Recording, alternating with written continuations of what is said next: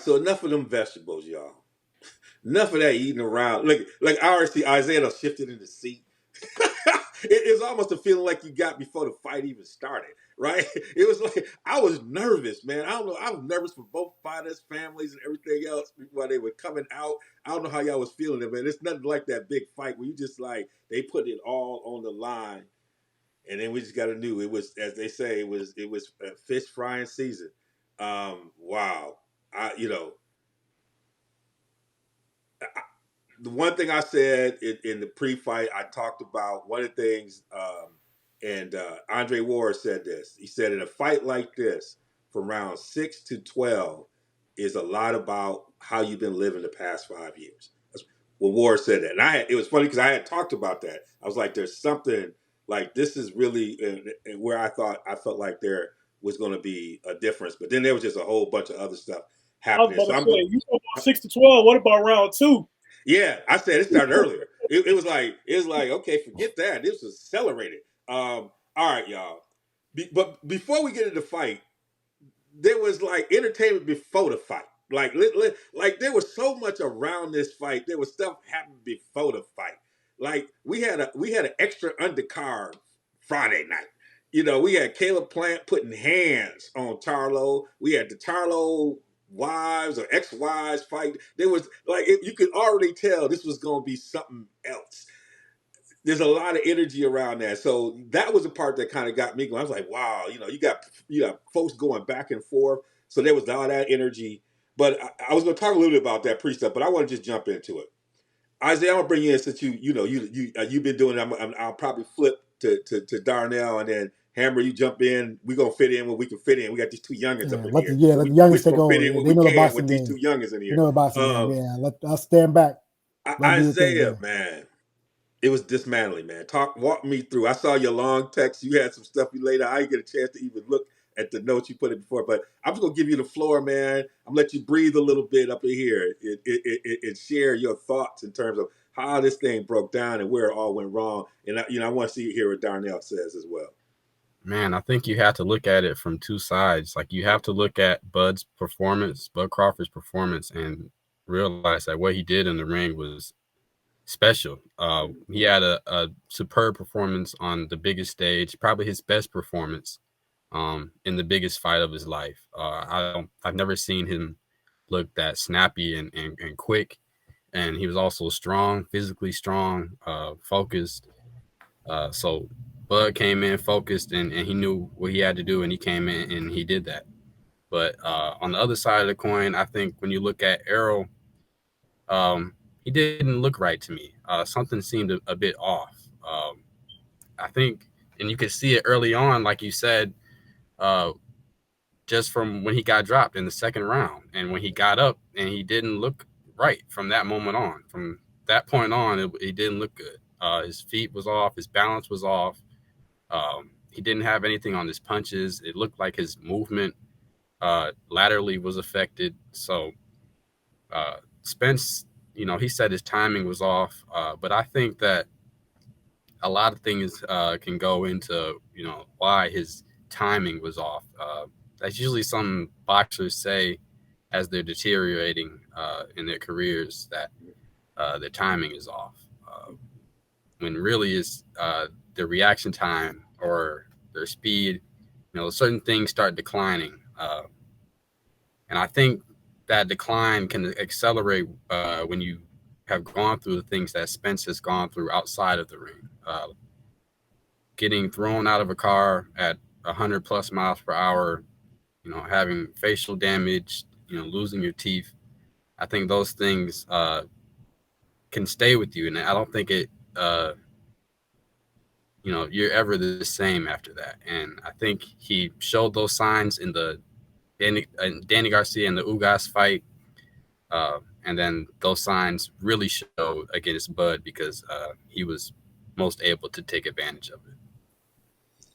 Darnell, you and I, I mean, you picked Crawford. We had some different things, but I know you was probably in your room by yourself. People probably Yeah, knocking on I the door. was I was at the family reunion. I watched it with everybody. Watching my Oh, cousin you did? Okay. from New York. Okay. I watched it with Daryl. Uncle John, everybody. And I'm mad I didn't bet because they asked me before the fight what was my pick. I said Crawford in 8, and Crawford got him out in 9. Yeah, So I want some change on that. I want some change on that. Just a little bit. Just a little bit for just something for just to help out a little bit on my trips I've been taking lately. So I just need to get a little money back. So yeah, but I did get that right. yeah, but just to counter what Isaiah was saying, I agree. Like he did obviously he did go through the car accident, and that does have its effects. But honestly, watching that's Errol Spence. I mean, go back and watch Errol Spence versus Mikey Garcia. He's a front foot heavy fighter. His balance has always been like that. He likes to jump in, out, and when my first prediction, when we were talking about the fight about a year or so ago, I was talking about Errol Spence's consistency. And a lot of times when we say a lot of times our greatest strengths become our greatest weaknesses, and his consistency ends up being predictable.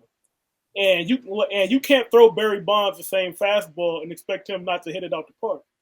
And the first knockdown in the second round, he did the same thing. Like he stepped in the jab. Terrence Crawford this time he steps back 2-1 swivel jab. He caught him. He caught him trying to step back. He lost his balance. He went down. But I think Errol Spence's timing. You're right. It was off. His timing was off because of Terrence Crawford. Terrence Crawford's jab, that shotgun jab, had this timing off from the very beginning. Because if you watch Errol Spence, everything Errol Spence does is off of the jab, and he couldn't land the jab because Terrence Crawford was countering the jab. So he never could get going because he couldn't land the jab. And Errol Spence is a volume puncher, right? It's hard to land combinations. It's hard to land 3 and 4 punches if you can't land the first one, right? So I think that has a lot more to do with the dominant performance we saw than the car accident. I mean, I would say that he might be a little bit weight drained, and he might look a little different at 54 if they fight again at 54.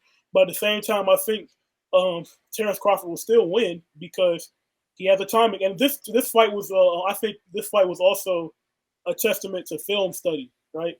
Because Terrence Crawford, he studied and he had Errol Spence's tendencies down to a T. And what you saw with Errol Spence is they pretty much do what they did in every fight. They fought the same way, and it goes back to kind of how we saw Keyshawn Davis's last fight a couple weeks ago. When we were saying, he didn't really look spectacular. Like it looked like he was just going through the motions.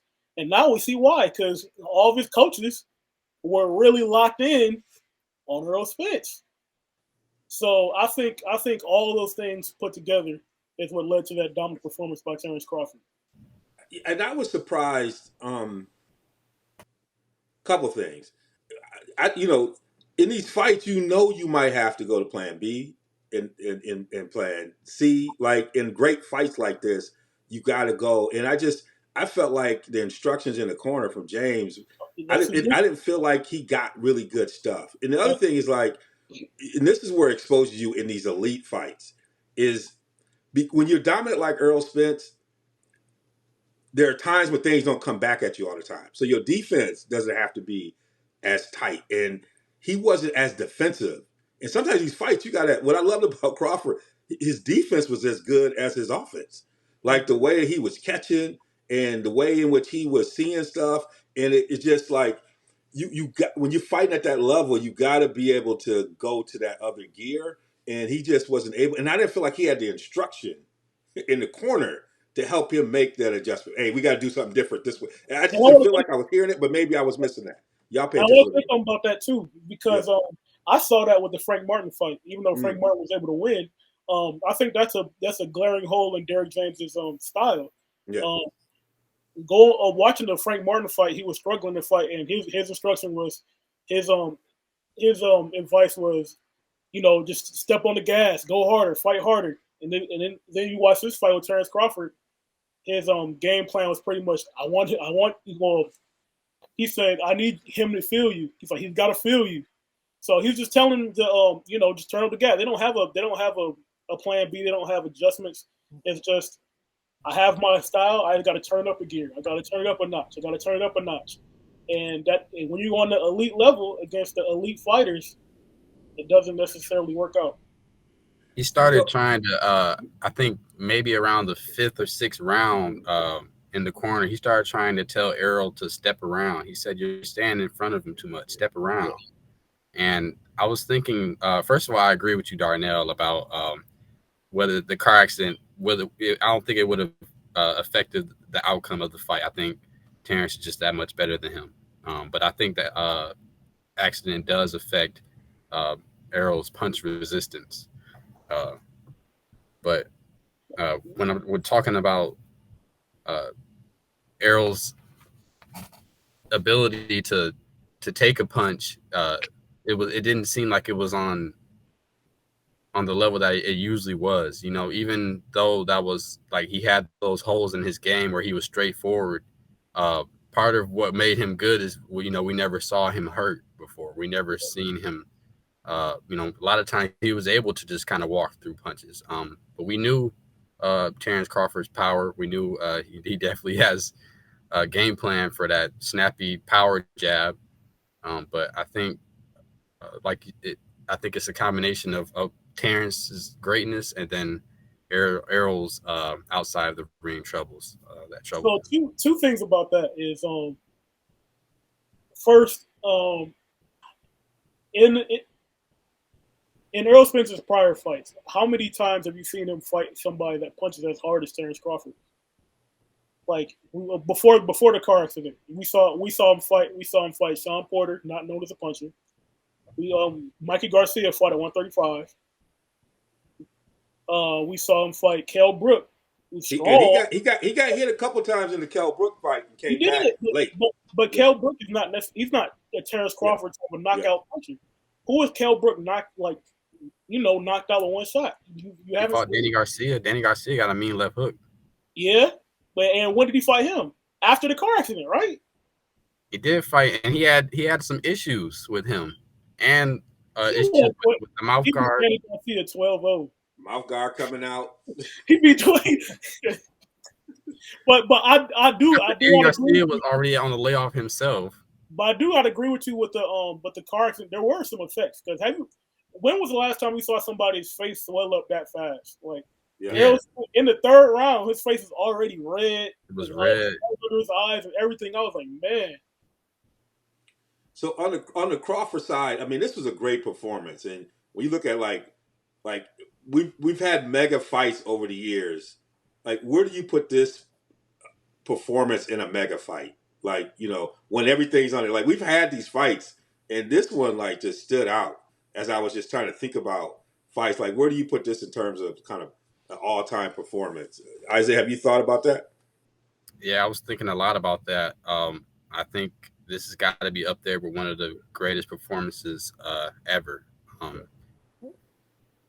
Rarely in a super fight like this do you get just a complete domination. Just one guy completely outclasses the other, where you get it like that. I think one where I can really think of where that sticks out in my mind to me as a boxing fan is Mayweather versus Canelo Alvarez, where I felt like even at his old age, Floyd Mayweather looked masterful that night. Yeah. So I think this is kind of Bud's same moment where he had a just completely masterful moment. This was like the Diego Corrales Mayweather moment where he just kept knocking him down, and nobody thought that Floyd could do that to Corrales, right? It was like every time he knocked him down, Corrales was surprised, and then I was surprised, and everybody watching was surprised, because this is a boxer's boxer, but it was dismantling in a way that, I mean, he was helpless in a way. It was like every time he tried something, Crawford had an answer to it. What about you, Darnell? Man, yeah, it's certainly up there. But other fights that come to mind is Hearns versus Duran. Yep. You had Duran versus Davey Moore. You had Winky Wright versus Shane Mosley. Cassius Clay. Well, at the time, Cassius Clay versus Sonny Liston. Lewis versus Smelling. Yeah, but I think this is definitely up there. This is definitely up there. So one of the things it gets you to think about is like what I commend both of these fighters on is they stood up and put it on the line, right? And there was a lot of energy around it. I mean, like I said, it was just you had fights before fights, you had buzzing, you had definite support on both sides from start. Like you had the energy. Like I would say, there's nothing like a big fight. Like UFC is great, and they were on the same night doing their thing and everything else. But there is nothing like a fight like this. There's just a different energy about it. Do you think this encouraged other fighters to line up and create these moments? Or after seeing the way Arrow went down, is it going to discourage people from crossing the streets? What do you think? The streets are closed. Al Heyman fighters is 3-62 in these cross promotional fights. And I want to talk about this is something Doug Fisher talks about a lot. The way inactivity kills fighters. Like earlier talked about his timing being off. Stephen Fulton said the same thing earlier in the week. Timing being off. Stephen Fulton hadn't fought in 15 months before the Newey fight. Same thing with Earl Spence. Like a lot of these PBC fighters, they fighting once a year, twice a year, and they're taking a lot of time in between fights. And when they're fighting against these other fighters from other promotional companies that are fighting more often, they're usually sharper. And that's something. I told you that before the fight. Remember, I said that was my thing. I felt like he had been off too long, right? You and I were talking about that. That's his choice. That's his choice. Yep. And that's one thing that made this win so sweet is because Crawford beat the system. They tried to age him out. PBC went so far that they tried to that at one point they stopped recognizing the WBO belt. They was trying to act like he wasn't a champion. Like it was so bad that they had PBC fighters that had the WBO belt and they wouldn't even show them on the screen. Like Andrew Ruiz beat Anthony Joshua and they didn't show that he had the WBO belt. It was that bad. They was running from Crawford that bad. Crawford came to the Danny Garcia fight and they wouldn't let him in the ring. It was that bad. But hey, we finally got the fight and they picked a bad cherry that night. I told you. I said he's gonna come in the ring like you made me wait. They shouldn't have let him. They shouldn't have waited for him. They shouldn't have let him get set into 147. It would have been worse back then. I watched I remember the day I watched Crawford versus Horn. You knew the strength wasn't like Crawford is way stronger than people think he is. Yeah. Crawford was pushing Horn around the ring. Jeff Horn is just as big as Earl Spence, probably bigger, right? And the strength wouldn't have bothered him even back then. That was his first fight at 147. That was back in 2018. But also, Crawford was way faster back then. If you go back and watch Crawford versus Amir Khan, Crawford versus Benavidez, watch how fast his feet are, how fast his hands are. It's way faster than he is now. But now he looks like a full welterweight. Like he looks full, and also like it seems that he takes punches better at that weight now too. Because remember, he used to have moments where he could get buzzed a little bit, but it seemed like it was an issue for him. So they got the rematch cause. I think Errol's need no rematch. tired. I need a rematch. What do you think, Hammer? Should they rematch? No, man. Nobody going to buy that, man. Because I think people were just stunned how Spence just got whooped, and even hearing about people were coming to the fight, repping on Texas and Dallas. They left there talking about I'm from Rockford. They ain't trying to say, man, I'm from Detroit. They ain't trying to rep Dallas. Oh, man. I mean, it was a great performance as far as him the guy, but also bad for boxing because, like you said, now it's going to be a disincentive for the boxing in their prime not to fight each other. You know, wait till they get older and have less risk to their long-term wealth. And then the second thing is that people. I mean, again, people wanted to see a toe for toe fight, and like you said, there's a lot of factors that are outside the ring as far as Spence not taking care of himself, and I understand that, and Spence taking off that time, but the main thing is that it was a great domination. Either you want something dominant or you want something tit for tat, and it was clearly a domination, and so that's where it was exciting that point. But it was sad to see Spence just get whooped like that, So and just not look like himself. But the moment though, there might be another one. The moment when Crawford was looking out the ring after he knocked down Spence, was letting Charlo know that you next. Like I think he gonna wipe out that whole PBC. I think he about to go. I told y'all when I described him, I said he like Marlo Stansfield.